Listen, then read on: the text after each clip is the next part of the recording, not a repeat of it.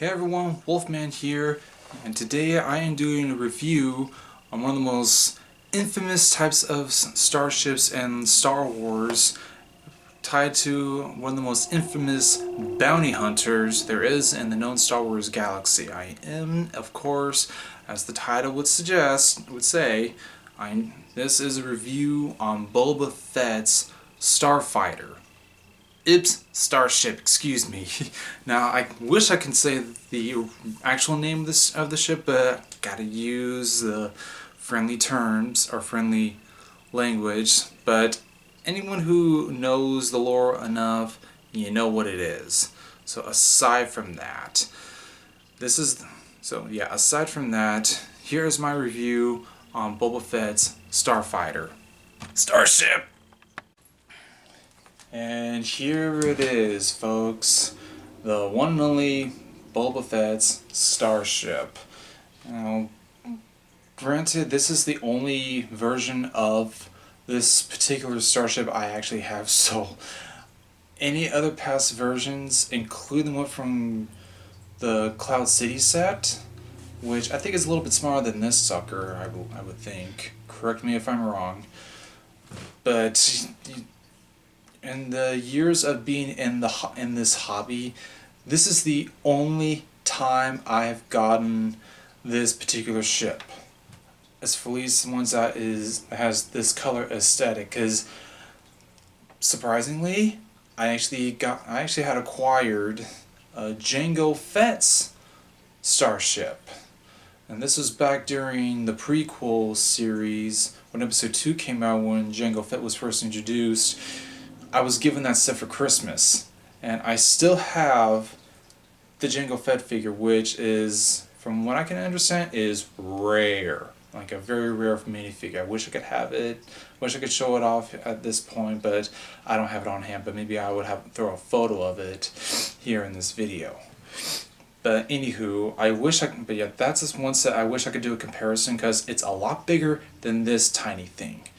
Now, I'm not gonna really bashing. I don't really want to be critical on this kind of review for this type of shipping. I wish I had gotten that that anniversary one where it's a lot bigger, even the UCS one. I wanted to get one of those two, but alas, I didn't. But if they do another big version of this ship, most likely I would get it.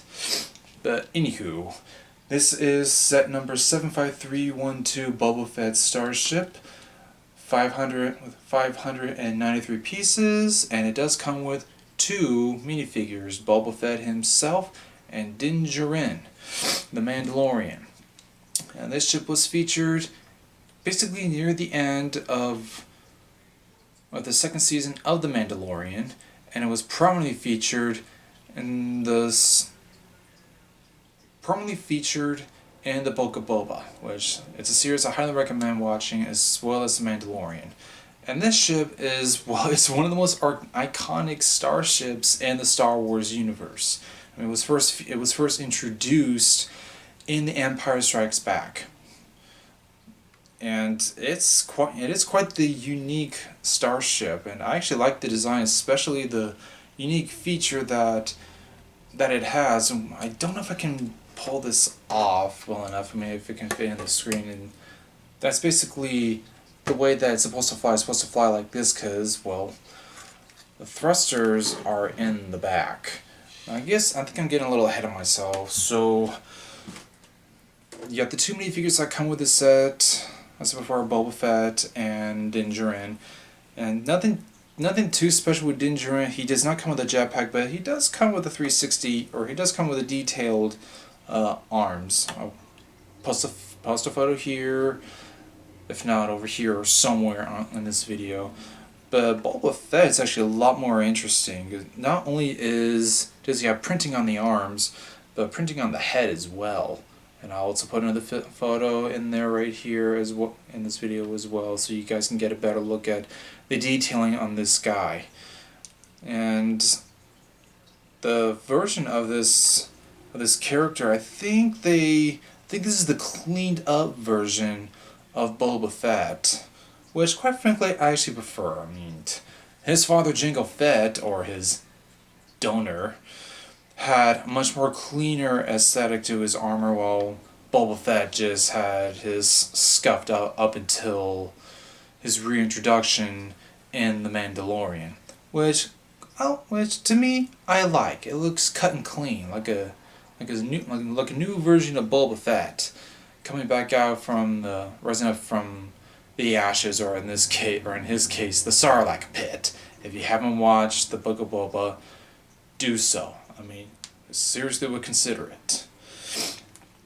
But anywho, aside from these two awesome characters, the set also does include this fun little sucker. It's surprisingly a transport for this ship, and I actually like this little gimmick that they threw in here, and it's a little challenging. It's almost a little challenging to apply here. I mean, the ladder here has to be tucked underneath this piece here, and the rest of it just slides into a slot in this area here.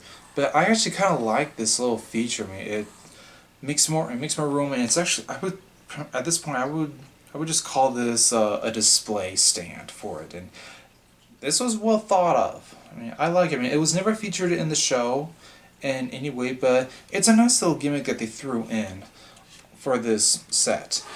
But anyways, set that aside, just take a look at the ship itself, and it's a well put. Overall, it's just a well put together ship. I mean, it does have some playability, like featured in the show and in the movies. The way that it flies,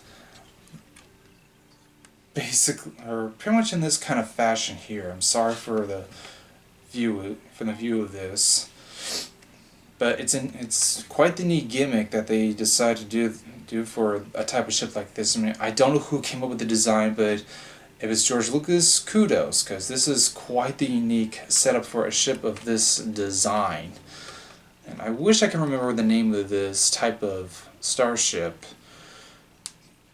but I think in the lore, Jango Fett came across this sucker while on an assignment, and he commandeered one of these. This is actually a prison guard ship, and Jango hijacked one of these, and he deliberately destroyed the rest so that he would not be pursued.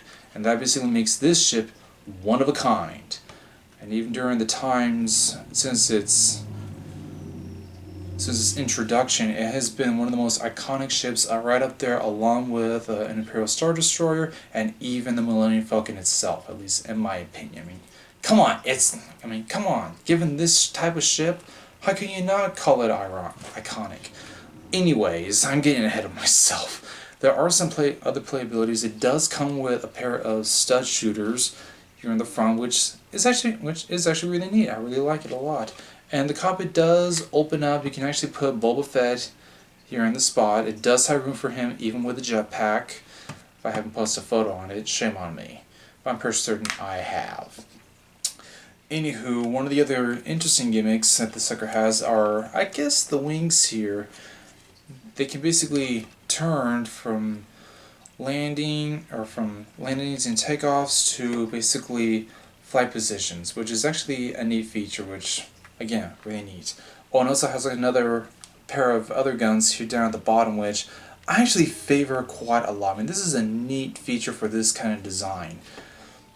And especially in one of the scenes from the Book of Boba, again, watch it. Anyways, there is a handle that the designers put in here, which makes it easier to handle. So you can basically handle. Get it? Ha! Oops. I just dropped a piece. Oh well. Anywho, you can basically handle the ship like this.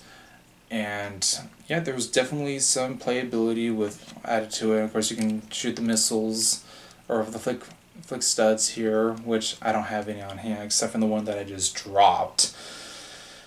Lovely. Oh, and one other feature this sucker has, one of the biggest gimmicks that this type of ship always has to have, is this hatch down here, and this does not have Han Solo and Carbonite, but what do you call this? Gamorrean guard, I believe.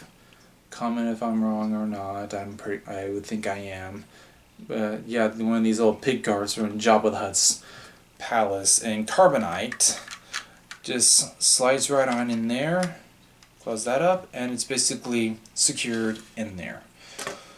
So yeah, overall this was a pretty neat set to build. I mean, and like the ATS2 Raider and several other sets, I did do a speed build on this. I would love it if you guys went and check that one out as well. So yeah, definitely an overall awesome set. I don't know if it's still available. It might be in retail stores. I doubt it, but I highly recommend this set. If anyone else who has it, and if anyone who has any of the other variants, including Jango Fett's, I'll be thoroughly impressed, because I do not have any other variant. I mean, this is the only ship owned by Boba Fett from the, well, after the sequel or the prequel trilogy, basically. But yeah, neat set overall. Highly recommend. And I believe that is it. So that was my review on Boba Fett's Starship, on Starfighter Starship. If it wants to critique me, go right on ahead. I don't care. I corrected myself. So this basically marks the end of any sets from The Mandalorian before I eventually get the Mandalorian's N1 Starfighter. I will be getting that set, not this year, but next year. So that is definitely a review I will be doing in the, sorry to say, far future. I mean, I'm still taking a break from buying Legos. It's been over 7 months, I believe now, so granted I might be able to get more after the 1 year mark, which I hope to do.